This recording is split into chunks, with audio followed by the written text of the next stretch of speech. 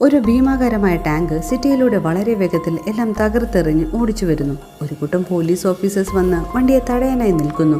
കൂടെയുള്ള police officer ചോദിക്കുന്നുണ്ട്, നമ്മുടെ കാറും ഗൺസും വെച്ച് 57 ടൺ ടാങ്ക് നിർത്താനായി കഴിയുമോ? എന്നാലും അവർ പരിശ്രമിച്ചു. പക്ഷെ ടാങ്ക് പോലീസ് ഓഫീസറുടെ മേൽ കയറ്റാതെ ദിശ തിരിച്ച് അവിടെയുള്ള ഹോസ്പിറ്റൽ ലക്ഷ്യമായി ഓടിച്ചു പോകുന്നു. വണ്ടിയുടെ ഡ്രൈവർ ഒരു റിട്ടയർഡ് സോൾജറാണ്. അയാളുടെ മകൾ അടുത്തിടെ ഉണ്ടായിരുന്ന ഒരു മിഷനിൽ മരിച്ചു പോയിരുന്നു. ഇയാൾ ലക്ഷ്യമിട്ട് പോകുന്നത് അയാളുടെ മകൾ മരിച്ച ഹോസ്പിറ്റലിലേക്കാണ്. ഇയാളിത് ചെയ്യുന്നത് ഇയാളുടെ മകളെ ആരും മറന്നു പോകാതിരിക്കാനാണ്. ആ സമയം ഇയാളുടെ ഭാര്യ വിളിച്ച് അയാളോട് വണ്ടി നിർത്താനായി പറയുന്നു. അയാൾ പറഞ്ഞു, എല്ലാവരും നമ്മുടെ മകളെ മറന്നു, അവൾ ചെയ്തത് മറന്നു. ഞാൻ ചെയ്യുന്ന പ്രവൃത്തിയിലൂടെ എല്ലാവരും അവളെ ഓർക്കും.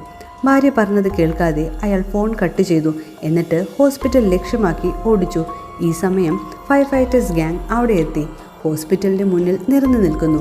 വാക്കുകളിലൂടെ ജോണിനെ തടയാമെന്ന് ക്യാപ്റ്റൻ വിചാരിക്കുന്നു. ക്യാപ്റ്റൻ പറഞ്ഞു, ജോൺ, ഇവിടെയുള്ള ആണും പെണ്ണും ആരും ഇവിടെ നിന്ന് നീങ്ങില്ല. നിങ്ങളുടെ മകളെ പോലെയുള്ള ധീരജവാന്മാരെ മരണത്തിനിടയാക്കിയ നിങ്ങളെ ഓർത്ത് അവൾ എങ്ങനെ ഫീൽ ചെയ്യും? അവളെപ്പോലെയുള്ള ജവാന്മാരെ കൊന്നാൽ എങ്ങനെ അവൾ നല്ല രീതിയിൽ ഓർമ്മിക്കപ്പെടും? ഇതൊക്കെ കേട്ട് അയാളുടെ മനസ്സ് മാറുകയും വണ്ടി നിർത്തുകയും ചെയ്യുന്നു.